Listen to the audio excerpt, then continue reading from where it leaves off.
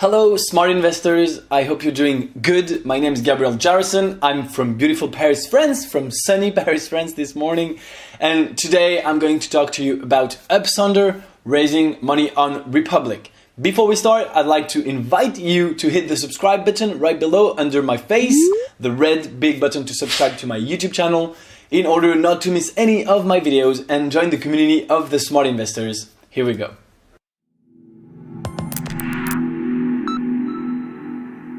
So here I am on Republic's website. As usual, I'm going to look at the company Sonder. I'm also here with my investment criteria. So before we start, a few things I have to say to you. First of all, if you do not know about my investment criteria, please download the document below in the description. There is a link. You can enter your email and you'll get the investment criteria sent to you right away. You can read the document. It's very short, a few pages, and that way you can better understand what I mean when I talk about those investment criteria, what those words actually mean for me and how I analyze the startup. That's the first thing.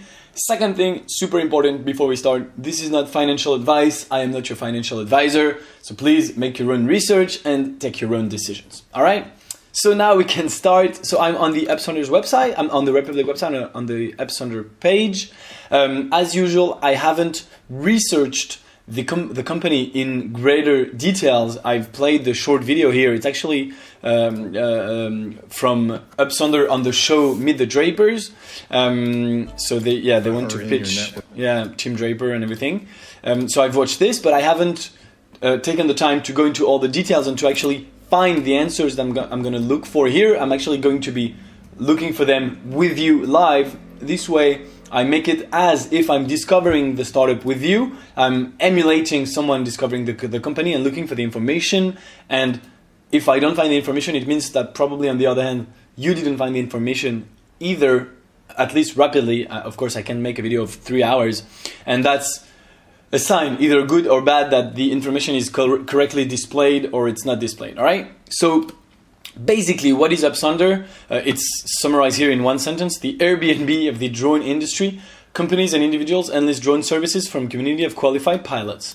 So it's really easy. It's a marketplace. If you need a drone for a professional usage or a personal usage, you can actually go there and you can rent a drone. And of course, you also rent the pilot. So basically, you rent a mission with the drone that a qualified pilot regulated by the FAA and everything is going to be piloting and is going to accomplish for you. So it is a marketplace right away. What can we say from that first sentence? First of all, of course, there's going to be scalability because they can have 10 times as many pilots and it's not going to cost them any much more money. It's going to be a little bit cost more money to recruit the 10 times more pilots, but once you have them on the platform, basically they're here and they can all do missions and earn you money, commissions, of course, and you don't have much more work to do. So monetization, it's going to be to confirm, but as with most marketplaces, I'm guessing that they're taking a commission on every order, would be extremely logic. So just will be confirming this down below. And also the market, I'm going to say that it is a good market. It is a growing market. It's actually, I think, fairly small for now. I think the drone market is pretty small. There's a lot of hype around drones, but it's not that much used in real life commercially. It's not really used for deliveries. It's not really used for that many things, but it's going to grow because drones is just a better tool. It's easier, it's cheaper. One thing the founder talked about is to be able to inspect a building, to inspect a field, to inspect an electrical facility installation, stuff like that. And for that purpose, the drone is pretty practical. It's cheaper, it's faster, it's safer. So I'm going to give a good grade to the market here and guessing it's going to grow very much. All right. So they have a community members of 2,000 in the US. The drone services are estimated at over 30 billion by 2020. So it's growing. That's the market. They have organic growth with commercial drone pilots in over 750 cities. We'll talk about the traction in a few minutes. They're building one network for autonomous drones and creating global charging networks to extend flight time. So yeah, that's also, of course, kind of an issue they're going to have to tackle, but they're already on it. That's pretty good. And they're designing low-cost precision landing software. which is also interesting. All right. So Goldman Sachs says the market is going to grow. There's a lot of usage here that you can see. Of course, the pilots are fully insured and the flights are on the platform are fully insured. So that's a good thing. So Marketplace 1.0, Marketplace 2.0. Basically, the Marketplace will connect you with a pilot close to your location. So it's kind of, I guess that's what it's all about. The wall to drones with our adaptable marketplace for business to book drone services. Okay, so yeah, it's just the new version of the marketplace. So the white 1.0 has all of this, but the 2.0 will be even better, I guess. Oh yeah, it will be infinite flight, rooftop charging, stuff like that, okay? So what am I looking for? Of course, there's the valuation, there's the team that we're going to have to look for. Just scrolling here a little bit, see what I come up onto. They want to manage the aspects of the autonomous operations with AI and blockchain. So that's kind of V2 or actually V3 of the product, because we would have the marketplace V2 pretty soon. There's the precision lending, there's the press, there's the drapers. Okay, the traction. All right, so organic growth. New members sign up since January 2018. So it's in every state. It's really in every state. 2,000 plus members, 750 drones, and 50 plus customers. Actually, EDF. It's French. Yay! Hooray! All right. So I guess we can say that there's traction for sure. There's more and more customers, more and more pilots. We can see that it's growing pretty rapidly. I mean, so this could be paid for, but it says here organic growth. So I guess it's not paid for. It is actually organic. Let's actually, of course, I'm assuming they're telling the truth, of course. So, so there is good traction. All right. So the marketplace 2.0. So all right, let's see the Upsonder. There's a 5 to 10% service charge plus booking fee. All right. So that's the monetization here, and the margins. So then it's going to be 5 to 10%. Usually, you know how I see it. I do it as they do it on the Shark Tank. When it's below 50%, I say it's too small of a margin. When it's over 50%, I say it's good. But there's an exception for marketplaces. When you think about Airbnb, when you think about Amazon, when you think about Uber, they actually take quite much a bigger fee. It's 20 to 30%, but it's lower than 50%. And that actually makes sense because it's on a great big volume with great operations. When you go to B2B, it actually makes sense to actually lower that commission, because the average price is going to be much higher. Uber is 30%, but the average fare price is probably $10 to $15. But this is going to be $667, and they're actually going to have maybe a $66 commission instead of a $3 commission for Uber. So 5% plus 10% service charge plus booking fees. So that's 15 plus booking fees, maybe 20%. So I'm going to say that it's a pretty good margin. You can see here that 97 out of the 667, it's 14%. So it's not bad, 14% on a marketplace like this. I mean, of course, it goes to the point to show that it will be worth it for them if the volume increases. And of course, this is the plan. All right. So the margins are okay. I was going to say great. They're not great, but they're okay. They're valid for me.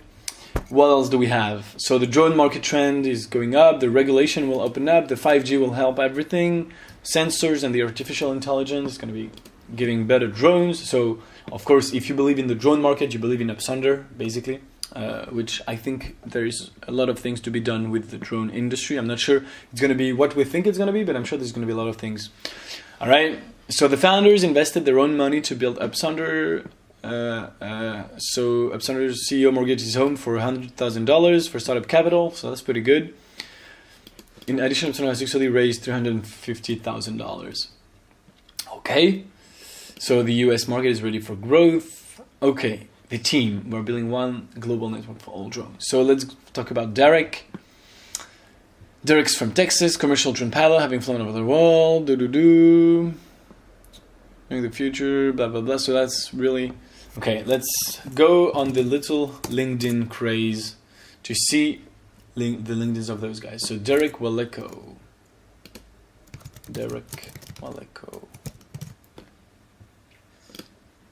Is it this guy? Los Angeles Coach Run? No, maybe not. Let's try again. Maybe he isn't on LinkedIn? That's weird. Okay. Let's try for Isaac. Isaac Neighbors. Or whatever. Oh, is it this? Yeah, it's this guy, right? Okay, I recognize him. All right. Co-founder from Texas, does day-to-day operations, manage existing client relations, drone hobbyist, and takes to the sky when he's not working on Sonder. It's not even listed on his LinkedIn, guys, which is kind of a bad thing, because is he full-time? The text here is not really clear. I'm going to go later to see in the discussion if someone asked for that. And Dr. Sung Moon Kang, credited from Yale, Stanford, and UCLA. That's wow. So he's the CTO, and he also is way below. So I'm not sure he's full-time. And for the CTO to not be full-time would be kind of a problem for me. As you know, if you watch my videos. Is it this guy? Yeah, it's this guy. All right. President at SciSense Inc. for 10 years.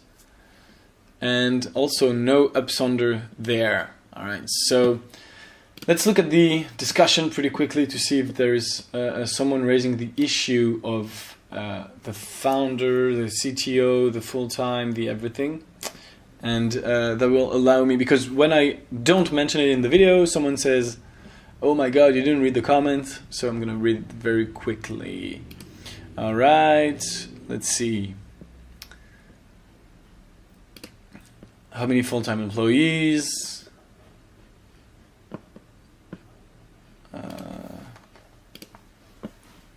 No one takes a salary. Okay.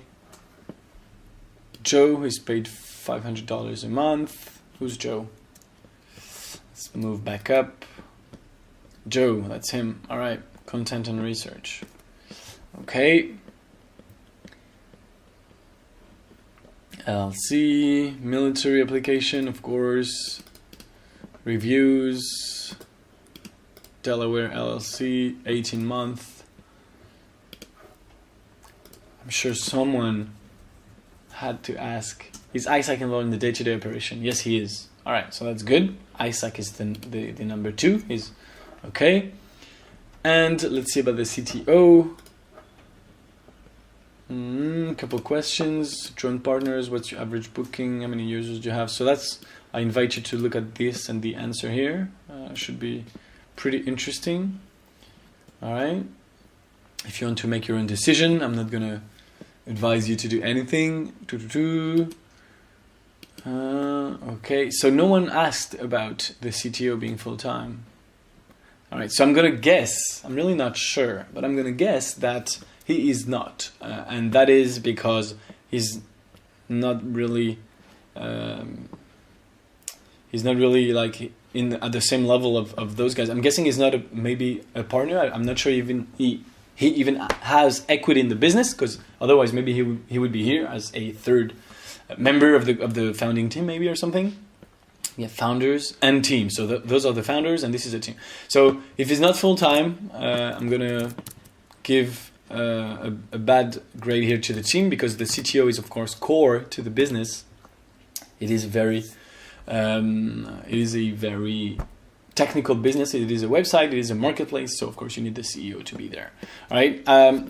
Quickly, I have two left: valuation and unfair advantage. For the valuation, I wanted to see the answers here. All right.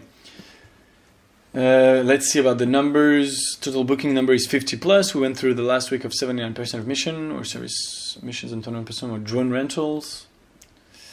Technical, marketing, Google Analytics, active users per month. Okay, so what's the revenue? I wanted to see. Oh, he asked, yeah, how did you get to 25 million in revenue? That's a good question.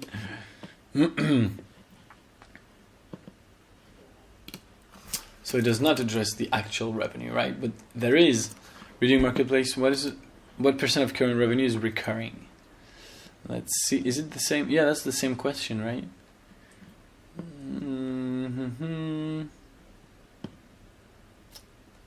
What is your average gross booking week over week?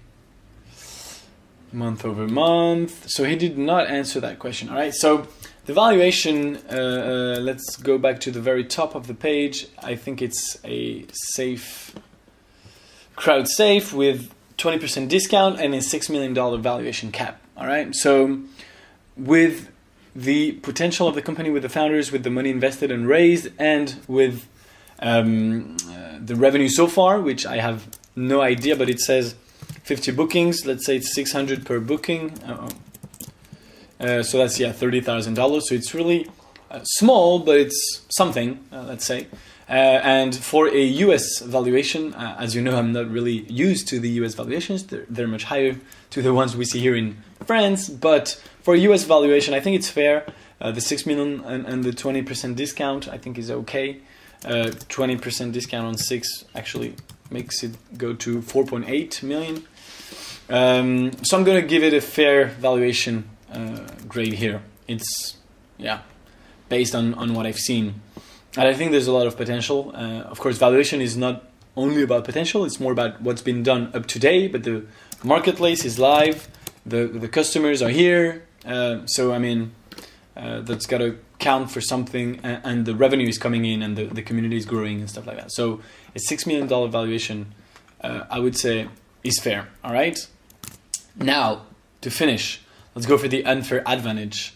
So what I'm trying to understand with this question is, if you and I want to do the same company tomorrow, is it going to be easier for us or harder? What makes them the winners in the long term? What makes Sonder the winning platform when someone else is trying to do the same thing? So the marketplace they're developing is one thing. The fact that they're first to market is really big, I guess. And the partnerships that they've signed, there's a bunch of them. Traction customers. So it's not really partnerships, but it's those customers, if they're satisfied. Some of them are pretty big. Uber, EDF, Chevron Phillips, I guess, is big. Stuff like that. It's kind of, ConocoPhillips probably is big too, because it's if they're satisfied, it's going to be really hard for someone else to come here and say, yeah, actually, I'm doing better than Sonder. You should switch customer. It's might happen, but of course they're taking a big advance by already servicing those customers. So this and of course the pilots recruitment is a pretty good unfair advantage. If you want to start your own company, your own marketplace, you're going to have to find the pilots on your own again, and they have more than 800 pilots all over the country. So this makes for kind of an okay, kind of a good unfair advantage. It's not huge, but I think it's pretty okay. It's not the best one that I've seen. There's no proprietary lending technology. Oh yeah, they want to get a proprietary technology at some point. All right, but they don't have it today. The product navigation solution doesn't require expensive hardware, so we have very little that a drone. So actually, they do have a proprietary. Oh, it's so hard to say, I'm sorry. Navigation solution. So they do have proprietary software, they do have customers, they do have the pilots, they do have the marketplace. So yeah, I guess there's an unfair advantage here. And I guess, yeah, it's going to be harder for someone else to try to do the same thing. So that's it, you guys. That's it for my analysis of Sonder. Please tell me in the comments below what you think about the company. Are you going to invest or not? I'd be excited to hear about what you think. If I've missed something, if something I said is not true, please feel free to mention it too. I'm happy to have you correct me if I said something not true. As you see, I do this fairly quickly, and I can always miss something, so there's no problem about that. If you want to know if I'm going to invest personally in Sonder or not, feel free to join the private investment club. The link is in the description. The Leonis Club. In that private investment club, I will actually tell you which startups on Republic and other websites I'm investing into. And if you want to imitate my investments, you're free to do so. I will tell you why I'm investing or why I'm not investing. I'm not sharing that publicly, but if you want the information, feel free to join the private club below. And with that being said, thank you very much for watching. Please tell me your opinion in the comments. If you like the video, smash the like button and of course the subscribe button. And I'll talk to you soon for a new video. Bye.